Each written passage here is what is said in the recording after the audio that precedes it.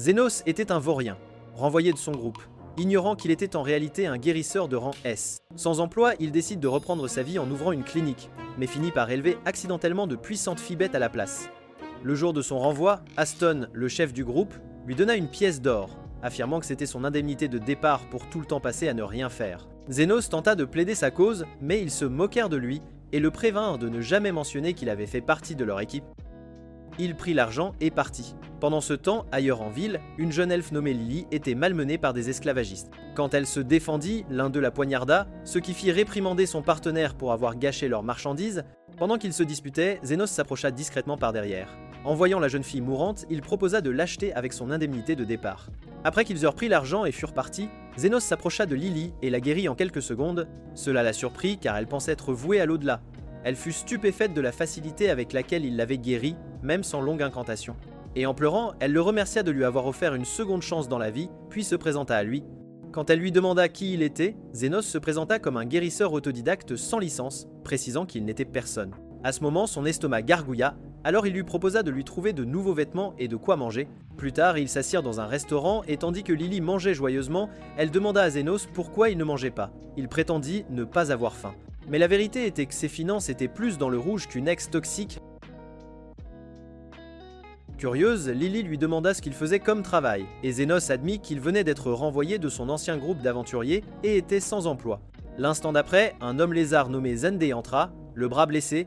Zénos remarqua que sa blessure était due à une arme magique et se mit immédiatement au travail pour le soigner. Quand il eut fini, Zandé fut stupéfait et demanda qui il était.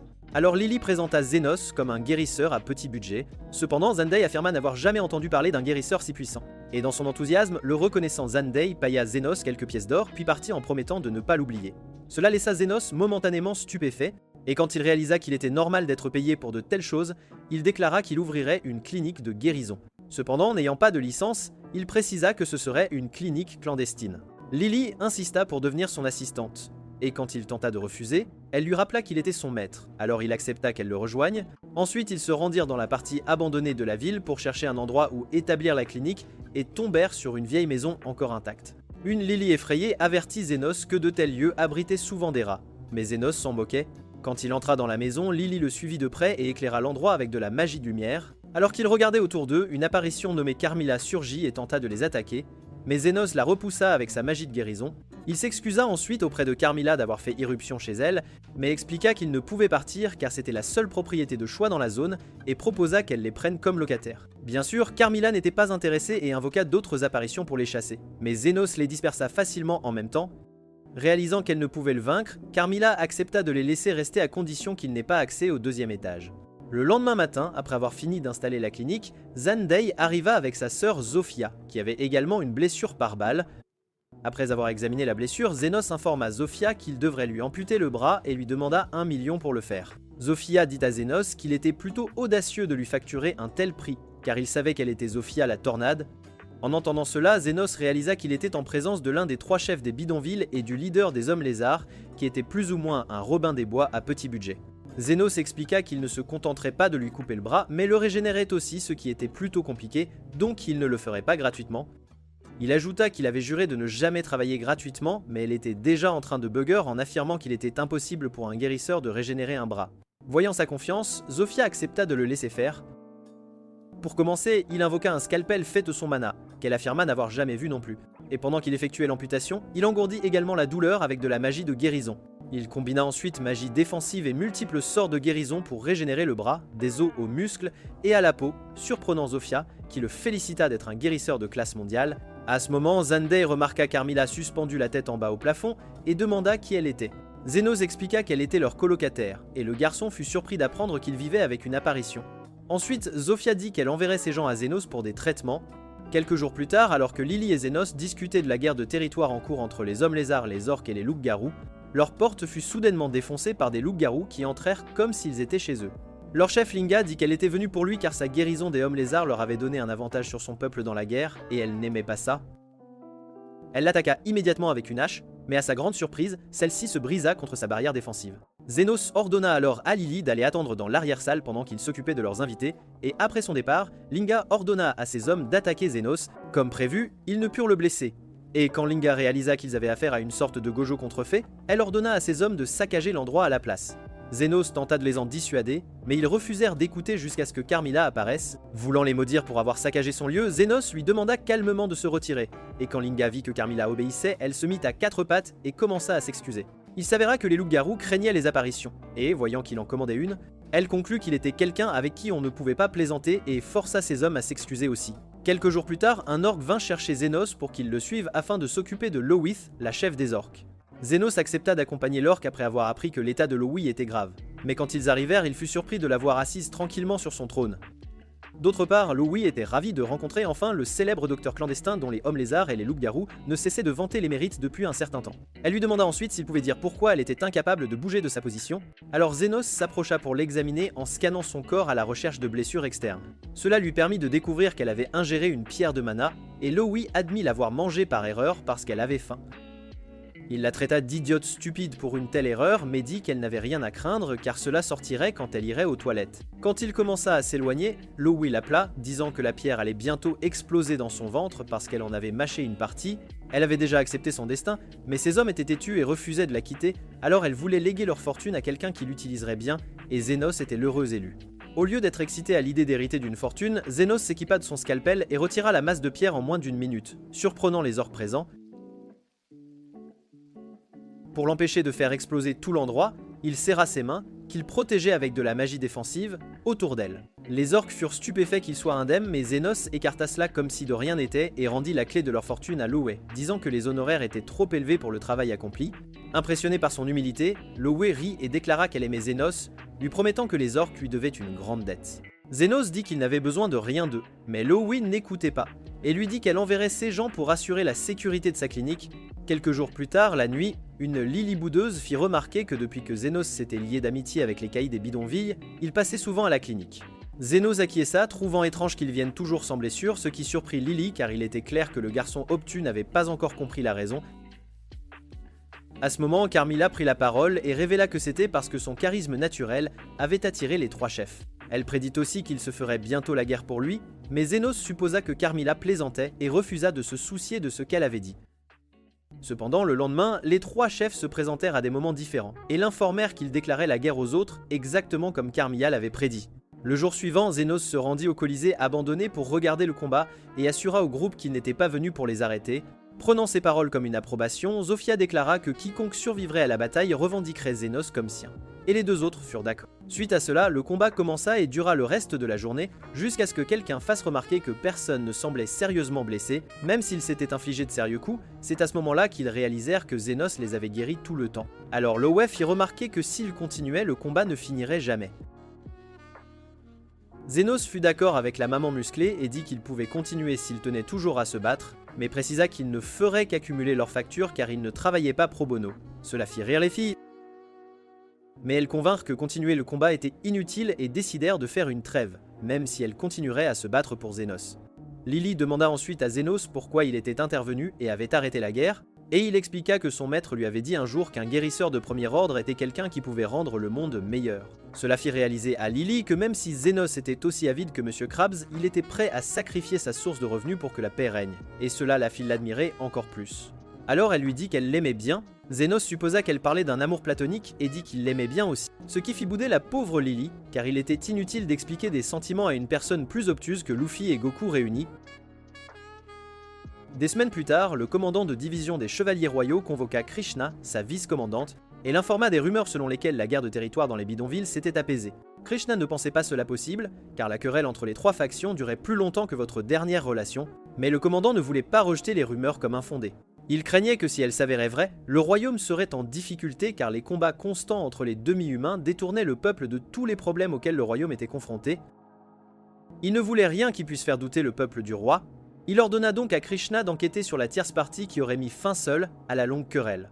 Au même moment, Zénos éternua parce qu'on parlait de lui, et quand son harem officieux vit cela, elles supposèrent qu'il avait un rhume. Linga et Lowef proposèrent de le réchauffer avec leurs matériaux de complot, rendant Lily mal à l'aise, car elle était aussi sans intrigue qu'un mur, alors elle se précipita pour préparer du thé. Zénos dit ensuite aux filles de se taire afin qu'ils puissent se concentrer sur la guérison de Zofia et Zandai. Et quand il eut fini, les hommes lézards le remercièrent. À ce moment, Lily revint avec le thé et demanda à Zofia comment il s'était blessé puisqu'il n'était plus en guerre avec les autres demi-humains. Zofia expliqua qu'ils avaient été blessés par les chevaliers royaux alors qu'ils faisaient leur travail de voleur. Curieux, Zénos demanda si leurs blessures par balle étaient aussi causées par les chevaliers, et Zofia confirma que c'était la vice-commandante surnommée la Rose de Fer qui leur avait fait ça. En entendant cela, Carmilla, la prophétesse de malheur toujours aimante, prédit que Krishna deviendrait la nouvelle recrue du groupe de femmes surpuissantes et mariées de Zénos. Mais Zénos ne la crut pas. Plus tard ce jour-là, Krishna s'aventura dans les bidonvilles, encapuchonné, pour recueillir des informations sur Zénos. Mais l'homme lézard qu'elle interrogea refusa de lui dire quoi que ce soit. Elle tenta de le forcer à parler en le menaçant de son arme, mais le gars appela Zofia et Zandey. Alors elle s'enfuit. En courant, elle se demanda comment les frères et sœurs s'étaient remis de leurs blessures par balle, mais décida de se concentrer sur le problème immédiat. Elle était perdue. Sans autre choix, elle erra un peu et finit par arriver à la clinique de Zénos, cherchant son chemin pour retourner en ville. Cependant, quand elle vit Lily, elle supposa que Zénos l'avait kidnappée et lui tira dessus avec son arme magique. Lily défendit immédiatement Zénos, disant qu'il l'avait sauvée. Alors Krishna s'excusa auprès de l'elfe d'avoir tiré des conclusions hâtives. À ce moment, Zénos parla depuis le nuage de poussière de fée, la choquant. Alors elle demanda comment il avait réussi à surmonter les effets de sa balle, ce à quoi il répondit qu'il avait utilisé de la magie défensive. Krishna ne le crut pas, car la magie défensive n'était pas capable d'arrêter ses armes magiques, alors elle s'approcha pour l'examiner. Voyant qu'il allait vraiment bien, elle dit que la seule explication était qu'il était une sorte de grand sorcier. Mais Zénos l'assura que son nom de famille n'était pas Potter. Elle se présenta ensuite à lui et demanda sa coopération pour mener son enquête. Entendre son nom surprise Zénos et Lily. Mais Carmilla, qui mourait d'envie de dire « je vous l'avais bien dit », riait dans le coin où elle se cachait. Finalement, Zénos installa un drapeau pour que tout le monde sache de rester loin de la clinique, puis s'assit pour parler à Krishna autour d'un thé pendant qu'elle expliquait les détails de son enquête. Elle dit qu'elle était dans les bidonvilles pour trouver et traduire en justice le médiateur qui avait mis fin à la querelle entre les factions.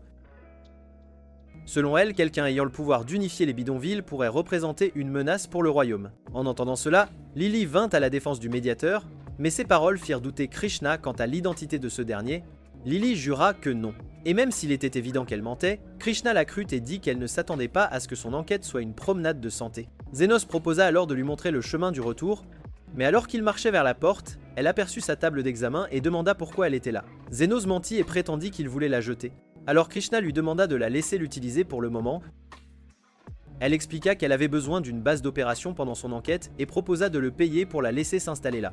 N'ayant pas le choix, Zénos accepta et ils retournèrent boire plus de thé avec Lily, qui était jalouse que la chevalière reste. Elle tenta de prouver à Krishna qu'elle et Zénos formaient un couple en le faisant agir pour elle et vice-versa, mais Krishna s'en fichait honnêtement, ce qui l'agaça. En dernier recours, elle essaya un mouvement séducteur que Carmilla lui avait appris, mais finit par s'endormir sur les genoux de Zénos et dut être portée au lit. Quand Zénos revint auprès de Krishna, la vice-commandante lui demanda s'il connaissait l'identité des esclavagistes dont il avait sauvé Lily, et il répondit non. Elle n'était pas ravie de la réponse car elle espérait obtenir des éclaircissements sur la situation de la traite dans le royaume.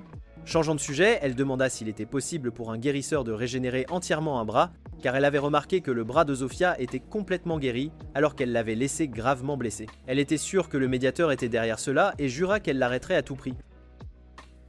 À la façon dont elle parlait, Zénos déduisit qu'elle n'aimait pas les bidonvilles, alors il demanda pourquoi, et elle répondit que c'était parce que sa mère y était morte. La femme passait ses journées à aider les pauvres, mais un jour elle fut attaquée par quelqu'un qui tentait de voler leur bague et mourut, alors Krishna décida qu'elle deviendrait une héroïne invisible, rendant justice aux criminels des bidonvilles pour empêcher qu'une autre personne ne subisse le même sort. Sa détermination l'aida à gravir rapidement les échelons, et c'est ainsi qu'elle devint la plus jeune vice-commandante de l'histoire des chevaliers royaux. Sa volonté inébranlable concernant ses devoirs lui valut le surnom de Rose de Fer. Mais certains l'appelaient ainsi parce que son visage était comme un masque de fer, car elle avait eu du mal à sourire depuis le jour où sa mère était morte. Le lendemain, Krishna partit mener son enquête. Zénos retira donc le drapeau, cependant, pendant qu'il s'occupait de Zofia, Krishna revint. Dès que les deux femmes se virent, elles sortirent leurs armes et exigèrent de savoir ce que l'autre faisait là. Lily intervint rapidement, expliquant que Zofia s'était perdue et était venue leur demander son chemin, mais cela ne fit rien pour réduire la tension. Krishna interrogea Zofia sur son bras et tenta de découvrir l'identité du médiateur en la mettant en colère, mais la jeune fille était bien trop intelligente pour être manipulée. Elle changea rapidement de sujet et dit à Krishna d'arrêter de fouiner dans les bidonvilles pour le réseau de traite, car le véritable cerveau était un noble nommé Calender. Krishna ne la crut pas, et quand les choses semblèrent s'échauffer, Zénos s'interposa et révéla à Krishna qu'il était le médiateur qu'elle cherchait. Krishna ne le crut pas et supposa qu'il disait cela parce qu'il avait pris parti pour les demi-humains et le médiateur, alors elle partit. Lily se précipita dehors pour voir où elle allait, et dit à Zénos que la chevalière se dirigeait dans la direction opposée au bidonville, lui faisant réaliser qu'elle allait enquêter sur Calendar. Peu après, Krishna arriva au domaine de Calendar et le convainquit de lui permettre de faire un contrôle de sécurité. Alors qu'elle terminait, elle s'excusa, disant qu'elle allait aux toilettes, mais elle a plutôt enquêté dans la partie de la maison où elle avait remarqué que de nombreux gardes étaient postés. À sa surprise, elle découvrit un donjon souterrain où les enfants disparus étaient retenus. Alors qu'elle tentait de convaincre les enfants qu'elle les ferait sortir, Calendar apparut soudainement et lui tira dessus avec son arme. Il prononça ensuite le discours habituel du méchant, mais avant qu'il ne puisse l'achever, Zénos et Zofia arrivèrent. Le noble s'agaça qu'ils empiètent sur sa propriété et tenta de tirer sur Zénos, mais sa magie défensive l'empêcha d'être blessé. Réalisant qu'il était sur le point d'être cuit, l'homme tenta de s'échapper mais tomba et perdit l'arme, que Zénos ramassa et pointa sur lui. Immédiatement, Calendar commença à supplier Zénos de lui épargner la vie, mais ses supplications tombèrent dans l'oreille d'un sourd car Zénos était furieux de ce qu'il avait fait aux enfants. L'instant d'après, il tira sur l'homme, mais limita la force de sorte que seuls ses vêtements furent arrachés alors qu'il s'évanouissait sous le choc. Il soigna ensuite Krishna, dont le bras et le flanc avaient été arrachés par l'impact du tir de Calendar, et elle accepta finalement qu'il était le médiateur. Finalement, avec l'aide des hommes lézards, ils firent sortir les enfants, et alors que Zofia et Zénos tentaient de partir, Krishna les arrêta pour demander à Zénos pourquoi il l'avait sauvée. Il lui dit que c'était parce qu'elle lui devait encore pour avoir utilisé le lit de sa clinique. Alors elle éclata de rire et il fit remarquer qu'elle n'était pas une poupée de porcelaine sans émotion après tout. Quelques jours plus tard, alors que Zénos et Lily se promenaient dans les bas-fonds, ils passèrent devant un lieu qui le fit se remémorer sa première rencontre avec Aston. Ce personnage plutôt pompeux était venu chercher quelqu'un pour compléter son équipe d'aventuriers et n'avait approché Zénos que parce qu'il était le seul à ne pas sembler au bord de l'agonie. Au fil des jours, Zénos s'appliquait à soutenir Aston à chaque fois qu'il partait en mission. Il le guérissait quand il était blessé et lui offrait même des améliorations pour qu'il combatte plus efficacement. Mais Aston, persuadé d'avoir tout fait par lui-même, décida de se débarrasser de Zénos sans plus attendre.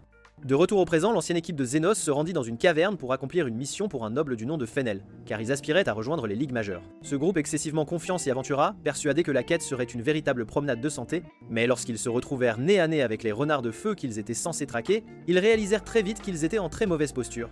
Heureusement, ils parvinrent à s'échapper, bien que l'un d'eux fût sérieusement blessé, et Aston rejeta la faute de leur échec sur son coéquipier. Andrés rétorqua qu'il n'avait pas fait grand chose de son côté non plus. Mais avant qu'Aston ne puisse répliquer, Gil demanda si leur précédente victoire n'avait pas été rendue possible grâce aux soins constants de Zénos. Aston affirma que c'était impensable, mais accepta l'idée qu'ils avaient besoin d'un guérisseur dans leur groupe et annonça qu'il reviendrait une fois qu'ils en auraient déniché un. 10 jours plus tard, ils firent leur retour, accompagnés d'une guérisseuse du nom d'Amon, mais cela ne servit absolument pas leur cause. Au cours de l'affrontement, Andrés, le lanceur de sorts, fut atteint de plein fouet par une boule de feu. Amon commença alors à le soigner et interpella Aston, insistant sur la nécessité de le mettre à l'abri. Agacé, Aston ordonna une retraite immédiate et une fois à l'extérieur, il saisit Gil, lui demandant avec insistance pourquoi il avait failli à sa tâche. Amon intervint promptement, expliquant que la blessure d'Andrés n'était due à l'incompétence de personne, et précisa que la magie défensive lancée par Gil était précisément ce qui avait sauvé la vie d'Andrés.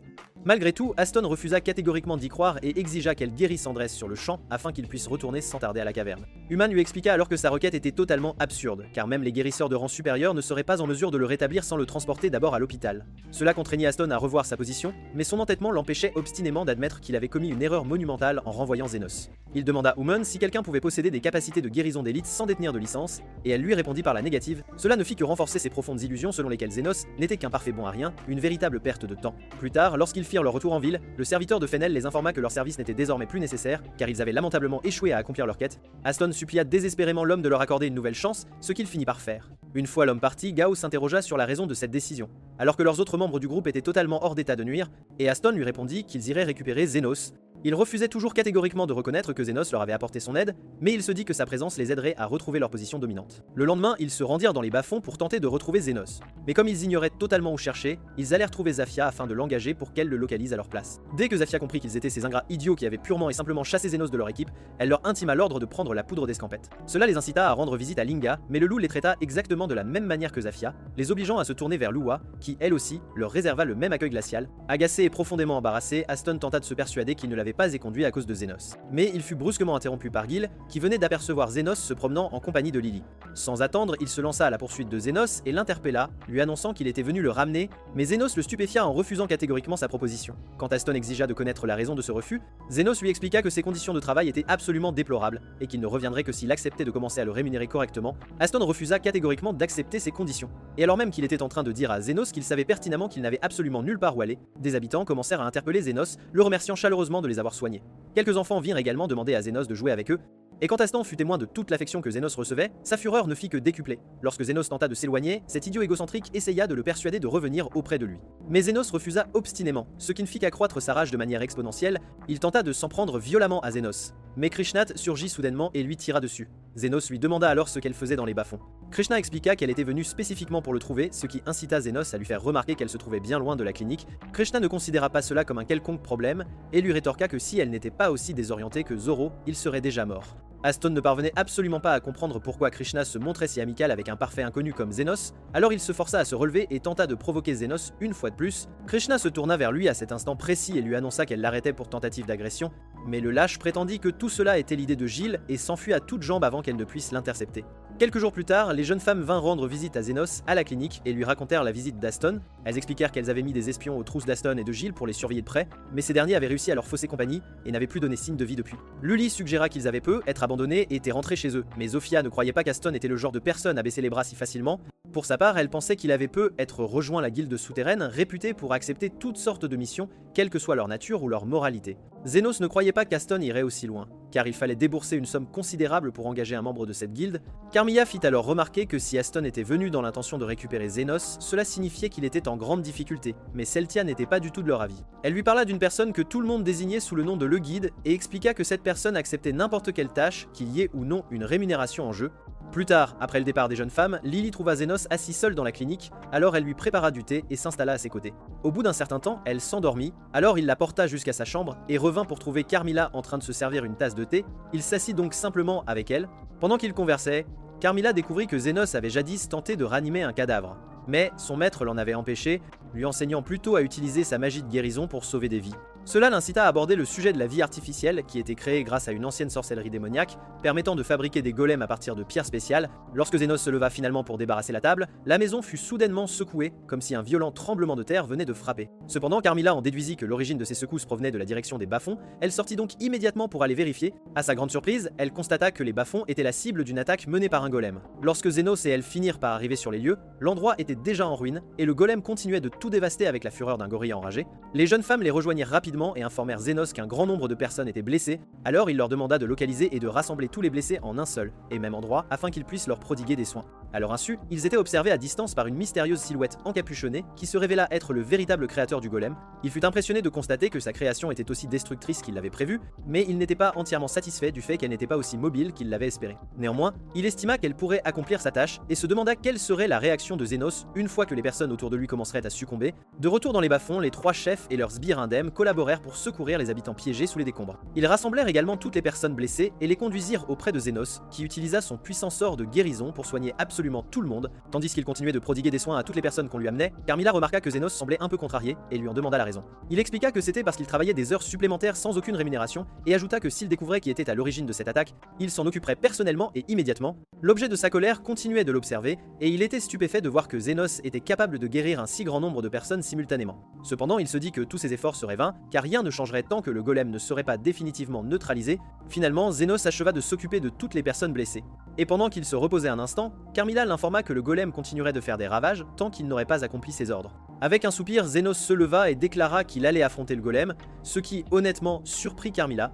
Mais Sofia et les autres insistèrent pour l'accompagner coûte que coûte. Zénos accepta leur proposition et demanda ensuite à Carmilla ce qu'il devait faire précisément pour neutraliser le golem. Les spectres expliquèrent qu'ils devaient impérativement détruire la pierre magique qui formait son cœur, sans quoi tous leurs efforts seraient vains et ils ne feraient que perdre leur précieux temps.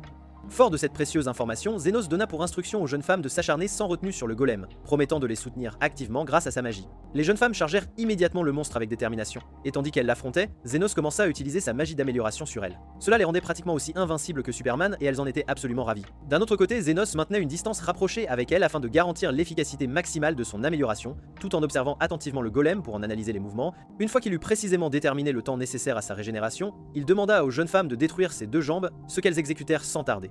Cependant, elles remarquèrent à la toute dernière seconde qu'une fillette se cachait dans le bâtiment adjacent au golem et paniquèrent, car elle était sur le point d'être écrasée comme une crêpe. Zénos se précipita pour la secourir, mais avant qu'il n'atteigne l'endroit, le golem s'était déjà effondré. Étonnamment, il s'était assuré que son bras n'écrase pas la fillette, ce qui était tout à fait inhabituel. Bien entendu, Carmilla le fit remarquer tandis que Zénos scannait le golem avec sa magie, et une fois qu'il eut fait une découverte, il demanda à Carmilla comment on pourrait créer un golem à partir d'une pierre imparfaite. Cette question laissa Carmilla sous le choc. Et Zénos confirma ce qu'elle était en train de penser en lui révélant qu'Aston était en réalité fusionné avec la pierre magique et servait de noyau au golem. Il s'avéra qu'Aston était allé consulter le guide et lui avait demandé son aide pour se venger de Zénos, et le guide avait décidé de faire d'une pierre deux coups en l'utilisant pour mettre à l'essai sa petite expérience. Depuis sa position d'observation, le guide regardait attentivement Zénos et se demandait ce qu'il allait bien pouvoir faire maintenant qu'il avait percé le secret du golem. La pierre magique était entièrement fusionnée avec Aston, et la détruire équivalait à mettre un terme définitif à la vie d'Aston. Il était donc particulièrement impatient de voir comment toute cette situation allait se dérouler. De retour dans les bas-fonds, Zénos ordonna aux jeunes femmes de se replier, et après qu'elles se furent éloignées, Carmilla se matérialisa à ses côtés et lui annonça qu'elle rentrait chez elle, car le soleil était sa kryptonite. Une fois qu'elle fut partie, Zénos commença à s'adresser à Aston, tentant de voir si le Tok no Jutsu suffirait à le stopper, mais il réalisa rapidement que ce n'était pas le cas, car Aston était entièrement consumé par sa rage.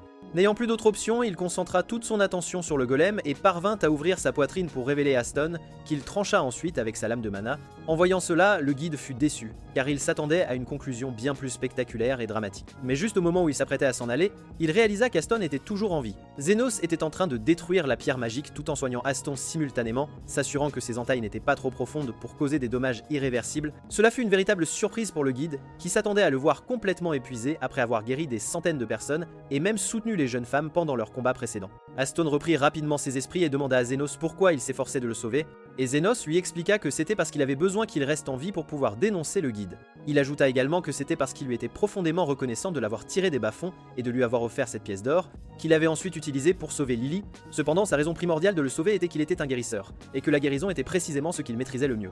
Sur ce, Zénos porta le coup de grâce à la pierre et arracha Aston aux griffes implacables de la mort. Plus tard, après que le golem se fut désintégré en un simple tas de sable, un Aston à l'expression solennelle finit par admettre que Zénos était le véritable personnage principal et reconnu, à contre-cœur, ses extraordinaires capacités. Lorsqu'il commença à le supplier de lui pardonner toutes les innombrables choses qu'il lui avait faites par le passé, Zénos lui intima de garder la tête haute afin qu'il puisse lui réarranger les entrailles, et ce d'une manière absolument pas plaisante.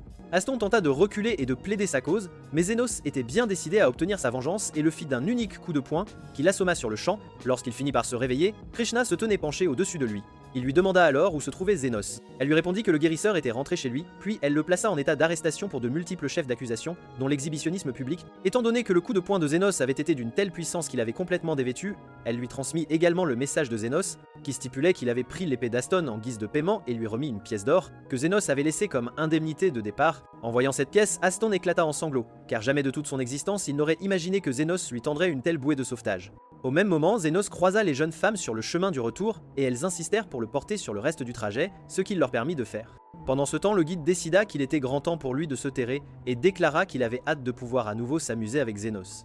Quelques jours plus tard, Krishna fit un saut à la clinique pour informer Zénos de l'avancement de l'enquête visant à retrouver le guide.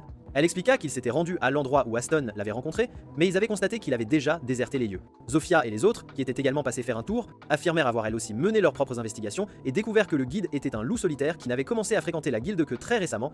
Krishna n'apprécia guère leur intervention, et elle fit alors une remarque qui faillit bien déclencher une vive altercation. Après que Zénos fut intervenu pour calmer les esprits, il fit remarquer à quel point il était étrange qu'ils soient en pleine conversation, sans même se regarder en face. Krishna répondit que c'était la meilleure approche, car elle ne s'abaisserait jamais à fréquenter des individus aussi peu recommandables que des criminels. Cela faillit provoquer une nouvelle dispute. Alors Zénos les mit tous les quatre à la porte sans ménagement. Lily s'approcha ensuite de lui et tenta de suggérer qu'ils aillent se détendre dans une source chaude, mais avant même qu'elle ne puisse prononcer le moindre mot, Zofia fit son retour et lui vola la vedette avec panache. Après son départ, Linga, Lo et Krishna revinrent toutes l'une après l'autre pour suggérer exactement la même idée, et Zénos faillit bien perdre complètement son sang-froid. Une fois qu'il se retrouva de nouveau seul en compagnie de Lily, il lui demanda ce qu'elle avait bien pu essayer de lui dire, mais la jeune femme lui répondit avec une colère non dissimulée. La nuit venue, alors que Zénos se prélassait tranquillement dans le bain des hommes de la source chaude, Zofia fit son entrée et le rejoignit dans l'eau. Pendant qu'ils conversaient, il remarqua qu'elle s'était considérablement rapprochée de lui, et lorsqu'il le lui fit remarquer, elle tenta de s'emparer de force de sa saucisse. À cet instant précis, Linga fit irruption dans la pièce, et après avoir vertement réprimandé Zofia pour avoir osé goûter le lait exotique de Zénos avant elle, elle simula un malaise et tenta de s'effondrer dans les bras de Zénos, mais Zofia s'interposa, tandis que les deux jeunes femmes se débattaient l'une contre l'autre, et Loï, entièrement dévêtue, émergea soudainement de l'eau. Splendide. Elle commença alors à prendre des poses suggestives pour tenter de séduire Zénos. En voyant cela, il détourna rapidement le regard pour éviter que son outil de puissance ne s'active. Allons, un peu de tenue les filles. Mais Linga et Zofia se jetèrent sur elle avec fureur. Krishna fit son entrée. Elle les réprimanda sévèrement pour leur comportement absolument impudique, mais les jeunes femmes lui rétorquèrent qu'elle n'était en rien différente d'elle. Et tandis qu'elle l'entraînait de force dans leur arène de lutte improvisée, Zénos leur hurla de sortir immédiatement. Lorsqu'elles retournèrent au bain des femmes, elles croisèrent Oman, qui observa qu'elle constituait un groupe étrange et particulièrement mal assorti. Une fois que les jeunes femmes furent entrées dans l'eau, Lola recommença à exécuter ses poses Joydo, ce qui fit soupirer tristement Lily, qui était restée assise tranquillement aux côtés d'Oman. Elle n'appréciait guère d'être la seule du groupe à ne pas avoir de melon, mais lorsqu'elle remarqua qu'Amon était sa sœur de platitude, Elle retrouva le sourire et se dirigea vers l'eau. Carmilla fit son apparition à cet instant précis et lui redonna un peu d'espoir en lui disant que Zénos était être le genre d'homme qui ne faisait aucune discrimination concernant les tâches. Une fois que Lily se sentit un peu mieux, Carmilla lui joua un tour en faisant semblant de s'élever vers les cieux. Son petit stratagème attira l'attention d'Amon, et la guérisseuse tenta immédiatement de l'exorciser. Elle se précipita donc dans le bain des hommes, au grand déplaisir et à l'agacement de Zénos. Plus tard, le groupe dîna dans leur chambre, mais l'obstiné Krishna refusa toujours catégoriquement de s'asseoir à la même table que les jeunes femmes, même lorsque Zénos l'y invita chaleureusement. Après le dîner, Zénos coucha Lily et rejoignit Carmilla pour prendre un verre en fin de soirée. Et tandis qu'ils conversaient, il lui raconta comment les jeunes femmes avaient transformé le dîner en une véritable compétition de boissons, finissant par s'évanouir. Carmilla en rit de bon cœur et lui conseilla de savourer ces moments animés tant qu'ils duraient, prédisant qu'il serait très bientôt entraîné dans une situation complètement folle. Changeant de sujet de conversation, Zénos lui demanda comment elle était parvenue jusqu'à la source chaude, et elle désigna alors un bâton que Lily avait apporté avec elle, expliquant qu'elle y était intrinsèquement liée. Cela incita Zénos à lui demander si cet objet lui appartenait déjà de son vivant, mais Carmilla parvint habilement à éluder la question, alors il ne chercha pas à insister davantage. Le lendemain matin, une violente explosion retentit dans la cuisine, blessant gravement le cuisinier. Et bien qu'Amon fut la première à arriver sur les lieux, elle ne put le guérir entièrement. Lorsque Zénos arriva sur place, elle le supplia avec insistance de l'aider à transporter l'homme jusqu'à l'hôpital le plus proche, car son état était critique, mais Zénos a déclaré que cela n'était pas nécessaire et est parti avec l'aile. L'instant d'après, l'homme s'est redressé, et tandis que son épouse l'étreignait, Umun a compris que Zénos l'avait guéri avant de s'en aller, la laissant se demander s'il était un saint ou un guérisseur d'élite. Plus tard ce jour-là, de retour à l'hôpital royal, elle raconta à Baker, son superviseur, ce qui s'était passé, et l'homme fut très intrigué. Il lui demanda si elle se souvenait de quelque chose de notable à propos de Zénos, et elle répondit qu'il portait un long manteau noir. En entendant cela, Baker se leva et déclara qu'il devait absolument chercher Zénos, ce qui la surprit, car il avait d'abord dit que ce n'était pas nécessaire. Quelques jours plus tard, Zandez arriva avec un Baker à peine conscient et expliqua à Zénos qu'il s'était effondré après avoir craché une quantité impressionnante de sang. Il installa Baker sur la table d'examen et après un rapide scan de Zénos, il apprit que Baker souffrait d'une maladie appelée le poumon rouge.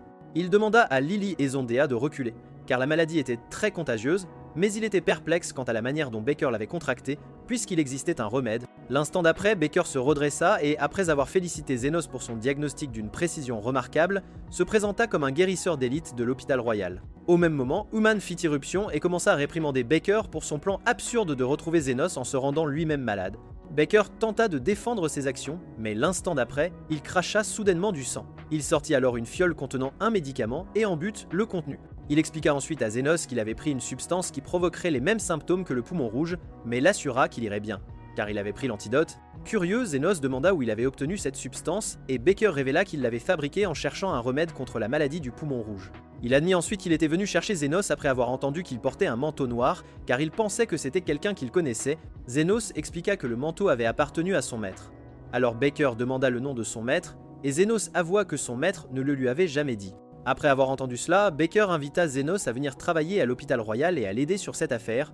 Avant que Zénos ne puisse répondre, les trois chefs entrèrent et dirent à Baker qu'ils ne le laisseraient pas emmener Zénos. Pour les rassurer sur ses bonnes intentions, le docteur proposa de rendre l'accord avec Zénos officiel et promit qu'en échange, il lui dirait tout ce qu'il savait sur son maître. Les filles ne voulaient pas qu'il accepte l'accord, mais Zénos était curieux, alors il l'accepta quand même. Quand il arriva à l'hôpital royal quelques jours plus tard, Zénos fut émerveillé par sa magnificence tandis qu'Umen et Baker le guidaient vers le bureau de Baker. Une fois arrivé au bureau, Baker exposa leur plan, expliquant qu'il voulait que Zénos l'aide à localiser l'un de ses étudiants récemment disparu. Il avait fait entrer Zénos à l'hôpital royal en tant qu'étudiant chercheur spécial, lui donnant le privilège d'aller partout sans attirer les soupçons sur lui-même. Après le briefing, Oman conduisit Zénos à son dortoir où Lily l'attendait, et quand il demanda pourquoi elle était là, Oman répondit que Baker avait approuvé sa présence. Selon les règles du dortoir, les membres de la famille étaient autorisés à cohabiter et Lily était là en tant que sœur de Zénos. Même si la jeune fille un peu folle aurait préféré qu'on la fasse passer pour son épouse. Zénos remercia Aman d'avoir amené Lily. Et après son départ, Lily tenta d'agir comme une waifu, mais Xénos la remit rapidement à sa place. Il lui demanda ensuite où elle avait appris de telles absurdités. Et avant qu'elle ne puisse répondre, Carmela se matérialisa sur le canapé, s'en attribuant le mérite. Il ne fut pas surpris de la voir, mais lui conseilla de ne pas quitter le dortoir si elle ne voulait pas être exorcisée. Plus tard, Zénos alla déjeuner avec Aman, et ils discutèrent de Fred, la personne disparue qu'il était censé retrouver. Pendant qu'ils parlaient, leur attention fut attirée par le grand groupe de guérisseurs qui entra dans la cafétéria. Leur chef était le directeur adjoint de l'hôpital, le professeur Goldran, qui, selon Aman, était un guérisseur avancé de classe 7. Voyant que Zénos ne comprenait pas ce qu'elle voulait dire, elle expliqua que chaque niveau de guérison, du débutant à l'avancé, était subdivisé en 7 classes. Un guérisseur avancé de classe 7 était le plus haut niveau qu'un guérisseur pouvait atteindre sans devenir un guérisseur d'élite. Zénos absorba facilement son explication et demanda ensuite pourquoi Goldrin se déplaçait avec une foule aussi nombreuse, ce à quoi elle répondit que c'était parce qu'il était en lice pour le poste de prochain directeur de l'hôpital. Apparemment, il était plus intéressé par l'avancement de sa carrière politique et avait privilégié la noblesse au détriment du peuple. Cela fit dire à Zénos qu'il se tiendrait à l'écart de Goldrin, mais Human lui dit qu'il ne pouvait pas faire cela. Elle et Baker pensaient que la disparition d'Alfred avait un lien avec Goldrin, et la seule façon de le confirmer était de faire entrer quelqu'un dans le cercle intime de Goldrin. Ce quelqu'un était Zénos et Human l'assura qu'avec son talent, il serait invité à rejoindre le groupe de Goldrin en un rien de temps. Ils en parlaient encore quand un garçon nommé Cresson apparut soudainement à leur table et commença à jacasser comme un idiot. Omin n'était pas très content de le voir. Et quand il réalisa que Zénos ignorait sa personne stupide, il lui dit de faire de son mieux pour ne pas embarrasser Baker, puis s'éloigna. Une fois qu'il fut hors de portée de voix, Zénos demanda à Human qui il était et elle expliqua que c'était un guérisseur à moitié cuit qui se prenait pour le prochain Doctor Strange parce qu'il avait été repéré pour rejoindre le groupe de Goldrin. Réalisant qu'il n'avait rien à craindre, Zénos partit en cours et en chemin, il se remémora son passé.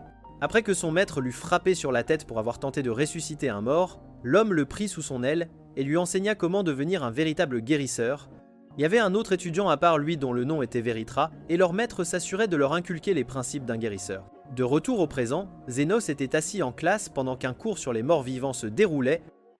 Le professeur leur dit que les spectres étaient les êtres morts vivants les plus puissants et ajouta que ceux qui pouvaient parler étaient les pires de tous. Cela fit penser à Carmilla à Zénos, mais il décida de garder le silence pour plus de sécurité. Lorsque le professeur demanda si l'un d'entre eux avait déjà combattu des morts vivants, Cresson se leva et commença à se vanter d'en avoir tué 30 par le passé. Il tenta ensuite de faire sentir Zénos inférieur en lui demandant nonchalamment s'il avait lui aussi déjà tué un mort-vivant. Zénos répondit que son nombre de morts-vivants tués était à peu près le même. La seule différence était qu'il les avait tous tués en une seule fois. Cette déclaration attira l'attention du professeur, qui engagea alors Zénos dans une conversation sur le spectre. Cresson n'apprécia pas que Zénos lui ait volé la vedette. Alors, pendant le cours suivant, il alla s'asseoir à côté de lui et le prévint de ne pas dire n'importe quoi juste pour se faire remarquer. Bientôt, le cours commença et le professeur leur enseigna les cercles magiques avant de demander un volontaire pour venir dessiner son meilleur cercle magique. Bien sûr, Cresson se porta volontaire car il aimait se montrer, et après que le professeur l'eut félicité pour son bon travail, il offrit Zénos en sacrifice. Zénos ne connaissait pas les cercles magiques, mais il dessina celui que son maître lui avait enseigné des années auparavant. Quand Cresson le vit, il commença à se moquer de Zénos, mais se tut lorsque le professeur déclara que le cercle dépassait tout ce qu'il avait jamais vu. Il dit que le cercle nécessiterait beaucoup de mana pour être activé, mais Zénos le choqua en l'activant sans aucun problème. Alors que l'homme commençait à supplier Zénos de rejoindre son laboratoire, Cresson restait là, bouillonnant de colère. Plus tard ce jour-là, au moment où la nouvelle parvint à Goldran, que Zénos était un étudiant exceptionnel, des rapports firent état d'apparition de morts-vivants dans un cimetière voisin. L'homme ordonna alors que Zénos soit inclus dans le groupe dépêché pour s'occuper des morts-vivants. La nuit, Zénos et Humaine rejoignirent le groupe dirigé par Cresson au cimetière pour l'exorcisme des morts-vivants. Comme prévu, le groupe lutta jusqu'à ce que Zénos intervienne, mais Cresson s'attribua le mérite. Alors que tout le monde commençait à quitter le cimetière, Zénos dit à Cresson que leur travail n'était pas terminé. Et l'instant d'après, un roi zombie émergea du sol. Les autres étudiants appelèrent Cresson, lui demandant de se débarrasser de la créature car ils croyaient qu'il était le plus fort d'entre eux. Cresson chercha l'aide d'Amon, mais la jeune fille lui dit de se débrouiller seul puisqu'il prétendait être tout-puissant. N'ayant pas le choix, le garçon terrifié s'approcha du mort-vivant et lança un sort de talon haut qui l'affecta à peine. Alors il tenta de s'enfuir. Amon dit à Zénos de ne pas l'aider, affirmant qu'il méritait ce qui lui arrivait. Mais Zénos savait qu'elle ne pensait pas ce qu'elle disait. La seconde suivante, le roi zombie attrapa Cresson et tenta de le presser comme un citron. Alors Zénos intervint. Cependant, au lieu de le remercier, l'ingrat Cresson demanda pourquoi Zénos l'avait aidé. Cela provoqua une dispute entre lui et Amon. Mais Zénos n'intervint pas car il était perdu dans ses pensées. Il comprit que les morts vivants s'étaient rassemblés là parce qu'ils étaient attirés par Carmilla, qui était une morte vivante plus puissante qu'eux. Quand Zénos retourna à son dortoir plus tard, il en parla à Carmilla et la spectre suffisante lui dit qu'elle en était déjà consciente. Elle demanda s'il voulait la chasser pour arrêter le rassemblement des morts vivants et il lui répondit non, disant qu'il était plus sûr de l'avoir à ses côtés à la place. Ces mots choquèrent Lily, qui les sortit de leur contexte et commença à souhaiter qu'ils disent qu'il voulait aussi qu'elle reste à ses côtés, tandis qu'elle était plongée dans ses fantasmes délirants. Zénos remarqua que Carmilla s'était tue et demanda si elle allait bien. Elle lui dit qu'elle allait bien, mais s'excusa rapidement car elle ne voulait pas qu'il voie à quel point elle était affectée par ce qu'il avait dit. Le lendemain, Cresson alla voir le deuxième secrétaire de Goldrin, qui le félicita d'avoir vaincu les morts vivants et le roi zombie. Cresson accepta joyeusement tous les éloges, mais quand l'homme dit que Zénos n'avait pas réussi à faire ses preuves, il fut frappé de culpabilité. Pour apaiser son esprit, il avoua la vérité, confessant que c'était Zénos et non lui qui avait vaincu le spectre et le roi zombie. Suite à cela, Baker convoqua Zenos dans son bureau et leur dit que la faction de Goldrin cherchait à inviter Zenos dans ses rangs. Il dit qu'il aurait un entretien avec Goldrin et si l'homme le jugeait suffisamment digne, il serait accepté dans sa faction. Zenos n'était pas très enthousiaste à ce sujet, mais comme il était engagé dans la cause, il décida de se sacrifier pour l'équipe. Un peu plus tard, il se tint devant Goldrin et son deuxième secrétaire et répondit à toutes les questions de Goldrin avant qu'on lui demande de recréer le cercle magique qu'il avait fait en classe. Zenos fit cela facilement, et après que Goldrin eut examiné le dessin, il confirma que c'était un cercle magique fascinant et accueillit officiellement Zenos dans sa faction. Le lendemain, Zenos rejoignit l'entourage de Goldrin alors que le professeur faisait ses tournées quotidiennes. Alors qu'il se promenait, Cresson lui dit qu'il avait intercédé en sa faveur parce qu'il voulait l'utiliser pour progresser dans la faction. Zenos le félicita pour son honnêteté, et tandis qu'ils continuaient leur chemin, il posa des questions sur des choses qu'il ne comprenait pas. Bientôt, Zenos remarqua qu'ils avaient cessé de bouger, alors par curiosité, il se posta à l'avant pour voir ce qui les retenait, même si Cresson lui avait dit de ne pas le faire. En arrivant là, il fut témoin de Goldrin guérissant un patient en puisant de l'énergie chez 3 étudiants et devint encore plus curieux. Quand il revint aux côtés de Cresson, il l'interrogea à ce sujet et Cresson expliqua que la spécialité de Goldrin était la magie de transfert de santé. C'était une technique qui impliquait le transfert de la force vitale d'individus sains vers des malades pour les guérir. Les blessures graves nécessitaient un grand nombre de personnes, mais une fois le processus terminé, les donneurs n'avaient qu'à gérer un peu d'épuisement. Zenos trouva le tout intéressant et dit que cela avait enfin du sens pour lui pourquoi Goldrin collectionnait les guérisseurs comme des cartes Pokémon. Cresson dit que ce n'était pas la seule raison et répéta ce qu'Umun avait dit à propos de Goldrin qui tentait d'obtenir des votes en vue de la prochaine élection pour le poste de directeur de l'hôpital. Il était convaincu que Goldrin gagnerait et dit qu'il avait hâte de profiter du succès de l'homme comme le bon à rien qu'il était. Voyant que Cresson était d'humeur bavarde, Zenos demanda s'il connaissait Fred et Cresson répondit que oui. Cependant, il dit qu'il n'avait jamais aimé ce type. Espérant en savoir plus, Zenos insista et Cresson révéla qu'Afred avait disparu peu après avoir été invité au dîner que Goldrin organisait occasionnellement pour son cercle intime. Plus tard ce jour-là, Zenos passa au bureau de Baker et lui raconta ce que Cresson avait dit à propos d'Afriad invité au dîner.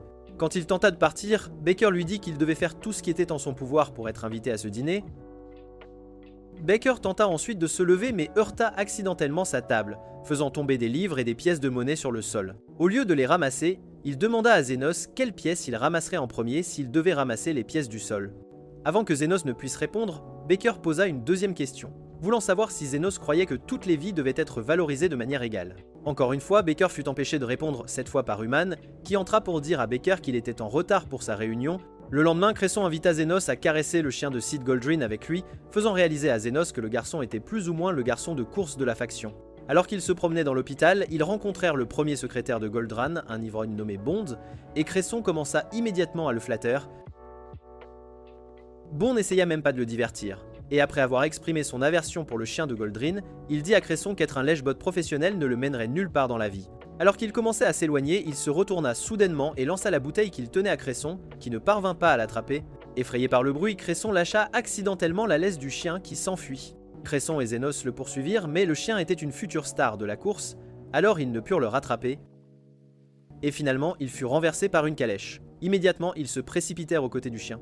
Et même si Cresson utilisa le sort de talon haut pour tenter de lui sauver la vie, ce ne fut pas suffisant. Alors il commença à paniquer. Ayant pitié de lui, Zenos intervint et guérit complètement le chien, surprenant Cresson, qui ne s'attendait pas à ce que Zenos possède une magie de guérison de niveau élite. Plus tard dans la soirée, quand Zenos retourna à son dortoir, il rencontra Umun qui l'attendait dehors et elle insista pour qu'ils aillent parler ailleurs. Après qu'ils eurent marché assez loin, elle s'excusa soudainement auprès de lui, disant que si elle avait été plus capable, Baker n'aurait pas eu besoin de le recruter pour découvrir ce qui était arrivé à Afred. Zenos ne pensa pas que c'était quelque chose pour lequel elle devait s'excuser et lui rappela qu'il ne faisait pas ce travail gratuitement. Par curiosité, elle demanda quel genre de personne avait été son maître et Zenos admit qu'il ne savait pas comment décrire au mieux l'homme. Il dit que la seule chose qu'il pouvait lui dire était que l'homme lui avait sauvé la vie et Oman dit que c'était la même chose pour elle et Baker. Elle croyait devoir sa vie à Baker parce qu'il l'avait soutenue et encadrée lorsqu'elle avait décidé de devenir guérisseuse. Curieux, Zenos demanda comment elle avait connu Baker et elle révéla qu'il était son oncle maternel. Alors qu'il continuait de parler, Uman admit qu'elle ne pensait pas que sa recherche sur le stockage des médicaments aboutirait à quoi que ce soit. Mais Zenos l'assura que ce serait le cas.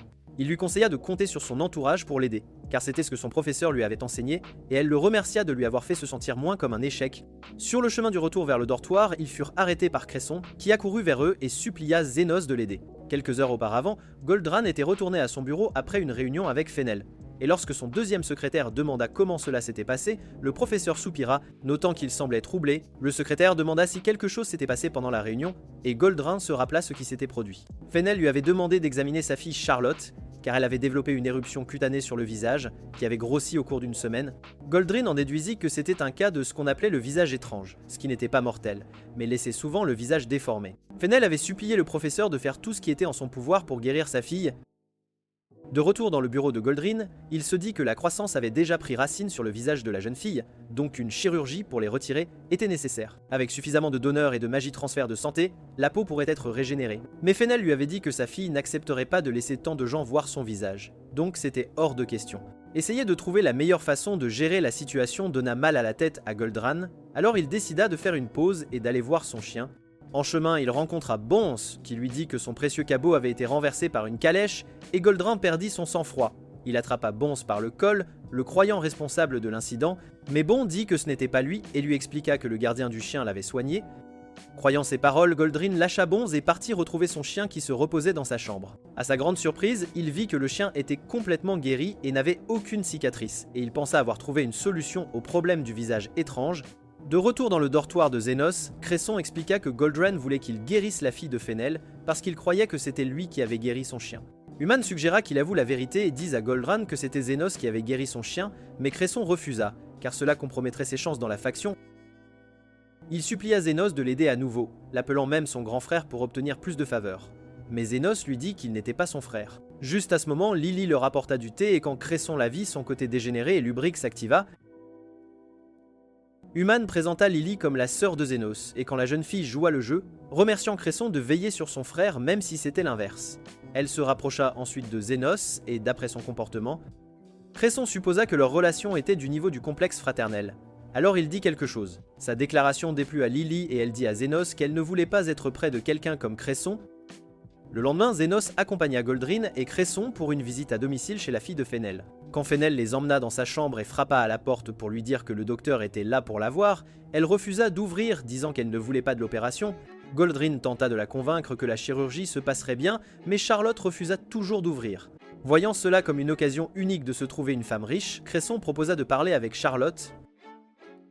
Malheureusement, Charlotte le rembarre et le recracha une fois qu'elle apprit qu'il n'était qu'un assistant. Après qu'il soit revenu la queue entre les jambes, Goldrin fit signe à Zenos de tenter sa chance et de persuader la jeune fille d'ouvrir sa porte. À contre-cœur, Zenos s'approcha de la porte, mais contrairement à tous les autres, il n'essaya pas d'apaiser Charlotte et lui dit que si elle ne retirait pas la croissance, elle finirait par ressembler à une vieille mégère. Tout le monde fut choqué, et juste au moment où Goldrin commençait à le réprimander pour avoir empiré les choses, Charlotte ouvrit la porte. Elle les laissa ensuite entrer dans la pièce et permit à Goldrin d'expliquer ce qui devait être fait pour retirer la croissance. Quand Charlotte réalisa que la seule solution était la chirurgie, elle déclara qu'elle ne le ferait pas et commença à faire une crise de colère. Son père tenta de la rassurer, lui affirmant que tout irait bien. Mais comme ni lui ni Goldrin ne pouvaient lui garantir qu'elle n'aurait aucune cicatrice, elle partit en tronc. Goldrin fit aussitôt signe à Zenos d'aller lui parler, et il s'exécuta, partant à la recherche de la princesse gâtée. Elle était assise sur sa véranda, où se trouvaient de nombreuses cages à oiseaux. Zenos décida d'utiliser cela comme un moyen de créer un lien avec elle. Il remarqua qu'un des oiseaux était blessé. Il demanda ce qui s'était passé, et elle expliqua l'avoir trouvé dans le jardin la veille. Elle affirma que la blessure était si grave que l'oiseau ne volerait plus jamais, et se compara à lui disant que son visage défiguré l'empêcherait de vivre pleinement. Au lieu de la plaindre, Zenos lui demanda si elle voulait guérir et ne cessa de poser la même question jusqu'à ce qu'elle s'emporte, déclarant vouloir guérir, mais sans aucune cicatrice. L'instant d'après, l'oiseau blessé prit son envol et, tandis qu'elle le regardait émerveillée, Zenos lui dit qu'elle aussi pourrait être complètement guérie si elle leur faisait confiance. Suite à cela, Charlotte accepta de subir l'opération et fut confiée par son père aux mains de Goldran, Zenos et Cresson. Cresson craignait de tout gâcher, mais Zenos l'assura qu'il s'en sortirait très bien et promit de le guider à chaque étape. Lorsque l'opération commença, tout se déroula sans accroc, mais Cresson s'arrêta soudainement en réalisant que les racines s'étaient entrelacées avec ses nerfs. Il savait que couper les nerfs défigurait Charlotte à jamais. Il supplia donc Goldrin d'arrêter l'opération et de convaincre Charlotte d'aller à l'hôpital pour un traitement adéquat. Goldrin refusa et coupa le nerf de force utilisant la main de Cresson, puisque c'était lui qui tenait le scalpel. L'instant d'après, il commença à se plaindre bruyamment, attirant l'attention de Fennel. Quand l'homme demanda ce qui n'allait pas, il lui dit que Cresson avait causé des dommages irréparables à Charlotte. Fatigué de voir l'homme blâmer Cresson, Zeno intervint et dit à Fennel que tout irait bien.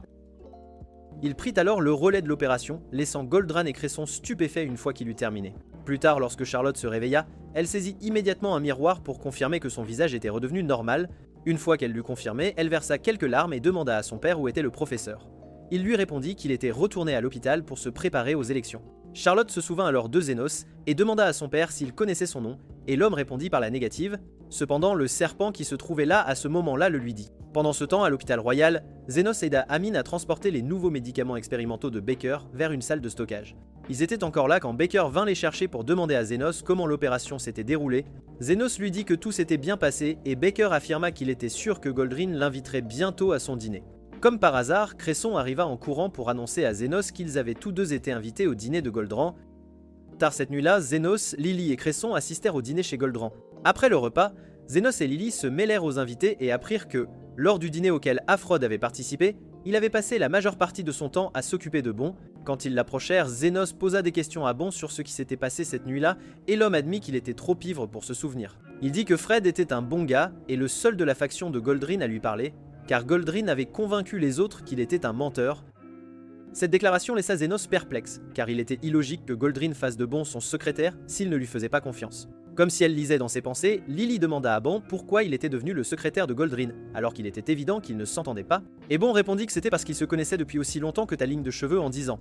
Quand elle tenta de poser d'autres questions, il lui dit d'arrêter de l'embêter et s'éloigna. Zénos pensa que le gars avait été trop ivre ce jour-là pour se souvenir de quoi que ce soit, mais Lily affirma qu'elle était sûre qu'il cachait quelque chose. Elle alla ensuite parler à l'un des serpents et revint plus tard avec 2 bouteilles de vin, disant qu'il était temps d'obtenir des réponses. Une fois qu'elle eut suffisamment enivré Bond, Zénos lui demanda ce qui s'était passé la nuit où Fred avait assisté au dîner.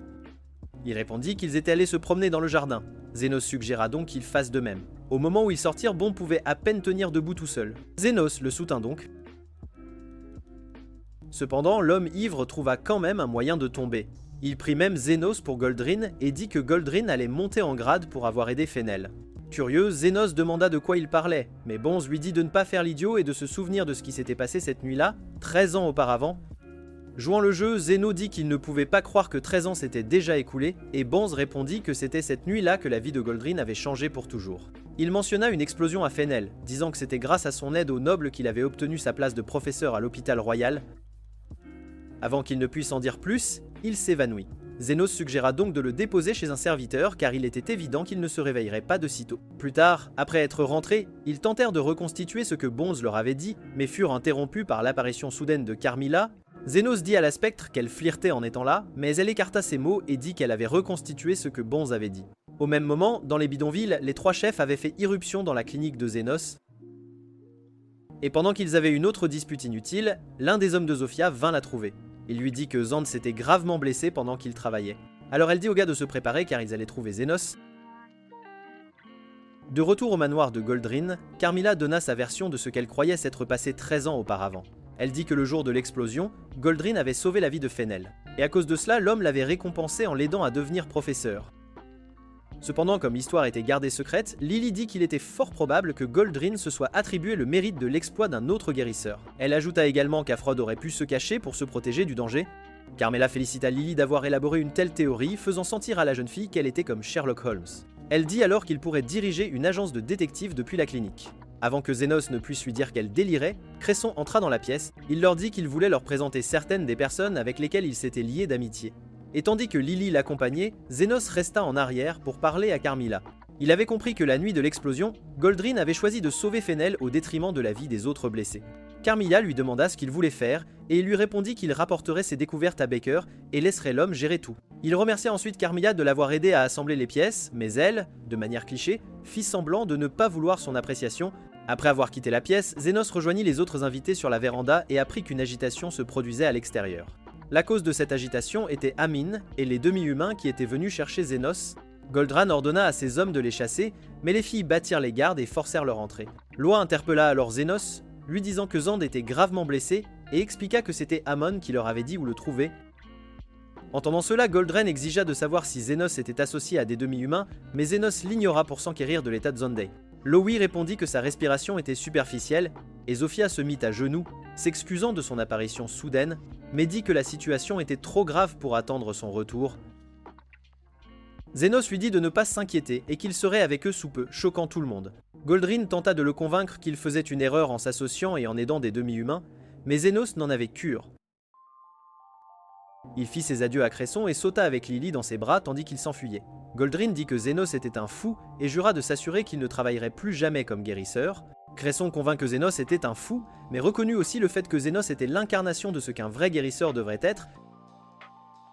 Il décida alors qu'il voulait être comme Zénos et sauta lui aussi. Mais avant de se précipiter après Zénos, il dit à Goldran qu'il se retirait de sa faction. Au moment où il arriva là où se trouvaient Zénos et les autres, Zénos avait déjà guéri Sandai. Cresson fut donc déçu. Amon commença alors à le taquiner sur ce qu'il avait dit et il devint embarrassé. Le lendemain, Zénos rapporta ses découvertes à Baker et celui-ci confirma qu'Efred avait été impliqué dans un accident il y a 13 ans. Il dit qu'Efred pourrait prévoir de se venger de Goldrin lors de sa fête de célébration. Il y assisterait donc pour s'assurer que rien ne se passe. Il dit ensuite à Zénos que son travail était terminé et promit de remplir sa part de leur accord le lendemain. Suite à cela, Human et Cresson organisèrent une fête d'adieu pour Zénos dans son dortoir plus tard ce jour-là. Quand Cresson découvrit la vérité sur Zénos, il était ivre et commença à déplorer la future perte de son nouveau frère. Juste à ce moment-là, Zénos remarqua Carmilla qui fusillait du regard l'idiot ivre. Il demanda pourquoi, et elle répondit que c'était parce qu'il finissait son vin. Quand elle s'approcha, Oman paniqua, mais Zénos l'assura que Carmilla était bienveillante. Le lendemain, Human se rendit au bureau de Baker pour récupérer la lettre qu'il avait écrite pour Zénos, mais trouva à la place une vieille photo. Au même moment, toutes les personnes à la fête de Goldrin, y compris Goldrin, étaient évanouies sur le sol, et Baker se tenait à côté de Goldrin. Avant cela, la fête se déroulait sans accroc. Et en parlant avec Fennel, Goldrin se remémora le passé. Le jour de l'explosion, il était passé par hasard et avait choisi de sauver Fennel parce qu'il avait l'air aisé. Pendant qu'il le soignait, Ban prit une photo, il fut donc contraint de l'engager comme son premier secrétaire lorsqu'il devint professeur pour l'empêcher de révéler son secret. De retour au présent, Fennel s'éloigna et Baker s'approcha de Goldrin. Il le félicita pour sa victoire et lui versa même du vin, même si Goldrin se moquait indirectement de lui. Goldrin lui dit ensuite que Zénos avait été une déception parce qu'il avait choisi de soigner des demi-humains. Selon lui, les membres de sa faction n'étaient pas censés prioriser la guérison des pauvres car toutes les vies n'avaient pas la même valeur. Un peu plus tard, Fennel fit un discours, et quand il tenta de se remémorer le passé en parlant de l'incident d'il y a 13 ans, Goldrin le coupa. Fennel supposa qu'il avait fait cela par modestie. Il termina donc son discours et invita Goldran à s'adresser au peuple. Pendant ce temps, Oman avait trouvé la photo de cette nuit-là dans le tiroir de Baker, et après un examen plus approfondi, elle repéra un jeune Alfred et la fiancée de Baker parmi les personnes. De retour dans la salle de banquet, Goldrin reprit connaissance et Baker lui dit qu'il avait glissé du poison dans le vin que tout le monde avait bu. Il expliqua que la seule raison pour laquelle Goldrin était éveillé était qu'il lui avait donné une dose plus faible, mais l'assura qu'elle était tout aussi efficace que la dose normale. Goldran exigea de savoir pourquoi Baker avait empoisonné tout le monde et Baker répondit qu'il tentait de recréer la scène de cette nuit-là, 13 ans auparavant. Goldran fut choqué et demanda comment Baker avait découvert son secret, ce à quoi Baker répondit qu'un bon ivre lui avait tout raconté. Il accusa ensuite Goldran d'avoir pris des vies innocentes, et Goldran rétorqua que les gens seraient morts même s'ils n'étaient pas intervenus. Baker répliqua disant qu'il avait tort et révéla qu'Afrid avait été parmi les blessés, et pourtant il était toujours en vie. Tandis que Goldran regardait incrédule, Baker lui demanda de choisir qui il sauverait, mais Goldran exigea l'antidote. En réponse, Baker but le vin restant et lui dit que s'il croyait vraiment avoir l'antidote, alors il devrait le sauver lui d'abord. N'ayant pas le choix, Goldrin se dirigea vers le centre de la pièce et commença à siphonner la force vitale de toutes les personnes présentes afin de se guérir lui-même, puis Fennel. Tandis que Baker le regardait faire, il souligna que la force vitale de Goldrin était la plus puissante de la pièce. Mais parce qu'il était un vieux radin égoïste, il ne voulait pas l'utiliser pour sauver les gens. Sans hésiter, Goldran répondit que sa vie avait plus de valeur que celle des autres guérisseurs. Il était encore en train de jacasser sur sa propre valeur quand Baker cracha soudainement du sang, et puis l'instant d'après, Zénos, Human et Cresson se précipitèrent dans la pièce. En regardant autour de lui, Zénos déclara calmement que Baker avait empoisonné tout le monde, et Human demanda pourquoi il avait fait cela. Pour répondre à sa question, Baker lui raconta comment, 13 ans auparavant, lui et sa fiancée étaient des guérisseurs débutants. Il dit qu'elle était toujours si heureuse quand elle parlait de soigner les gens, mais il apprit ensuite qu'elle avait été prise dans une explosion et était morte. Malgré sa tristesse, il continua et fit les choses qu'elle aimait le plus jusqu'à ce qu'Alfred revienne de ce dîner et lui révèle la vérité sur ce qui s'était passé. Après lui avoir tout révélé, Alfred disparut sans laisser de traces, alors il fit venir Zénos pour l'aider à trouver des preuves. Après l'avoir écouté, un Cresson agacé lui dit de se taire et affirma que rien de ce qu'il pourrait dire ne justifierait de nuire à des innocents. Zénos réussit à le calmer avant de se diriger vers le centre de la pièce pour commencer à soigner tout le monde. Baker souligna qu'il gaspillait son énergie puisqu'il ne connaissait pas les composants du poison, mais Zénos dit que cela n'avait pas d'importance. Cela fit réaliser à Baker que Zénos avait l'intention de continuer à soigner tout le monde jusqu'à ce que le poison fasse son effet, et il resta sans voix. Humain et Cresson aidèrent également et au moment où ils eurent terminé, tout le monde était de nouveau sur pied. Eh bien, tout le monde sauf Goldrin, laissé seul intentionnellement car aucun guérisseur ne voulut l'aider, ayant entendu ses propos les traitant d'agneau sacrificiel. Prenant pitié de lui, Zenos rédigea une facture et dit que s'il acceptait de lui payer ce montant, il le soignerait. Initialement, Goldrin refusa, mais quand il réalisa qu'il n'avait pas d'autre choix, il changea d'avis. Juste à ce moment-là, Venel lui dit qu'une fois guéri, ils auraient une bonne et longue discussion sur tout, et l'homme devint effrayé. Le lendemain, Zenos et Oman rendirent visite à Baker au centre de détention, et il admit que ce qu'il avait mis dans le vin n'était pas du poison. Il dit qu'il réalisa seulement que quelqu'un avait échangé son mélange après avoir bu le vin et craché du sang. Zeno supposa que c'était un Fred, et Baker fut d'accord, disant qu'il avait peu être observé toute la scène se dérouler. Cela rendit Humaine pleine d'espoir, et elle dit que Baker pourrait être libéré bientôt, mais Baker ne voulait pas cela. Il dit qu'il se sentait toujours coupable, même si c'était quelqu'un d'autre qui avait empoisonné le vin, il devait donc payer pour ses crimes. Un peu plus tard, Zenos et Humaine se levèrent pour partir. Mais Baker interpella Zenos et lui demanda s'il avait aussi compris ce qu'il avait compris. Zenos confirma que oui et dit qu'après avoir examiné les faits, il avait conclu qu'Efred n'aurait pas pu survivre à ce que Goldrin avait fait. Il restait donc avec la question, qui étaient les Fred que Baker connaissait? Baker avertit alors Zenos d'être prudent, disant que quelque chose d'autre n'allait pas, et puisque Zenos avait déjoué les plans d'Efrid, le garçon pourrait le cibler ensuite. Après le départ de Zenos, Krishna dit à Baker qu'elle était jalouse que Zenos vienne le voir, et Baker dit qu'il était sûr qu'il l'avait fait pour Amin. Il expliqua qu'en raison de sa relation avec Amin, elle était plus affectée par ce qui s'était passé. L'amener là pour confirmer son innocence était donc la manière de Zenos de la rassurer. Plus tard cette nuit-là, le guide se tenait sur un balcon, déplorant le fait que Zenos avait une fois de plus ruiné son expérience. Quand le vent emporta son pied, il se révéla être effrayé, et il dit qu'il le resterait un moment car le corps du serpent était bien. Le lendemain, Zenos et Lily quittèrent l'hôpital royal après avoir fait leurs adieux à Cresson et Omen, et arrivés à la clinique, ils furent accueillis par les chefs des bidonvilles. Selon vous, quel est le but ultime du guide? Son véritable identité sera-t-elle révélée, ou continuera-t-il le jeu du chat et de la souris avec Zenos? Eh bien, c'est tout pour la vidéo d'aujourd'hui. Si vous avez regardé jusqu'ici, confondons les autres en commentant RIP Zenos. Aussi, jetez un œil à cette prochaine vidéo. À la prochaine fois.